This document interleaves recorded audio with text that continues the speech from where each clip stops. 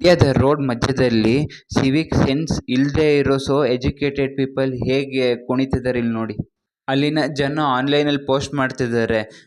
ಅವರು 2 ಕಿಲೋಮೀಟ್ರು ಹೋಗೋಕ್ಕೂ 2 ಗಂಟೆ ಕಾಯಬೇಕಾಗಿತ್ತಂತೆ. ಅದು ಯಾಕೆ? ಯಾರ್ದೋ ಮದುವೆ ನಡೀತಿದೆ ಅಂತ. ಈ ಮದುವೆನ ಒಳ್ಳೆ ಪ್ರೊಸೆಷನ್ ನಡೆಸ್ದಂಗೆ ನಡೆಸ್ತಿದ್ದಾರೆ.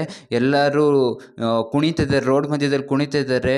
ಮತ್ತು ಎಲ್ಲ ಡ್ರಮ್ ಸ್ಟಿಕ್ಸ್ನ ಬಾರಿಸ್ತಿದ್ದಾರೆ. ಮ್ಯೂಸಿಕ್ ಫುಲ್ ಆನ್ ಆಗಿದೆ ಮತ್ತು ಸ್ಟೇಜ್ನ ಪೂರ್ತಿ ಕ್ರಿಯೇಟ್ ಮಾಡಿದ್ದಾರೆ ರೋಡ್ ಮಧ್ಯದಲ್ಲಿ.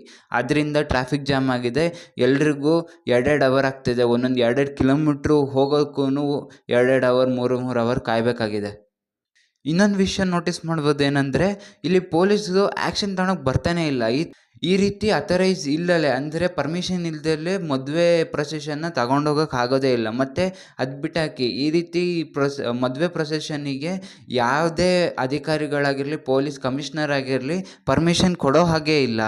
ಮತ್ತು ಈ ರೀತಿ ಪ್ರೊಸೆಷನ್ನು ಪರ್ಮಿಷನ್ ತಾಂಡು ಮಾಡೋದಾಗಿದ್ದರೆ ಯಾರು ಪರ್ಮಿಷನ್ ಕೊಟ್ಟರು, ಯಾಕೆ ಪರ್ಮಿಷನ್ ಕೊಟ್ಟರು? ಮತ್ತು ಪರ್ಮಿಷನ್ ಇಲ್ದಲೇ ಮಾಡ್ತಾಯಿದ್ರೆ ಇವ್ರನ್ನ ಬೇಗ ಅರೆಸ್ಟ್ ಮಾಡಿ ಈ ಪ್ರೊಸೆಷನ್ನ ನಿಲ್ಲಿಸಬೇಕು. ಅಂದರೆ ಈ ಮದುವೆನ ನಿಲ್ಲಿಸಬೇಕಿತ್ತು. ಈಗ ಪೊಲೀಸು ಅಲ್ಲಿ ನಾಪತ್ತೆ ಆಗಿದ್ದಾರೆ. ಹೋಗ್ಲಿ ಸಾಯಲಿ, ನಾವೇ ಹೋಗಿ ಅವರಿಗೆ ಕೇಳ್ಕೊಳೋಣ ಅಂತ ಹೋಗಿ ಕೇಳಿದ್ರೆ ಅವ್ರು ಹೇಳ್ತಾರಂತೆ, ನಮ್ಮ ಮದುವೆ ಇದು ಒಂದೇ ದಿವಸ ಬರೋದು, ಸ್ವಲ್ಪ ಅಡ್ಜಸ್ಟ್ ಮಾಡ್ಕೊಳ್ಳಿ ಅಂತ ಜನರಿಗೆ ಹೇಳ್ತಿದ್ದಾರಂತೆ.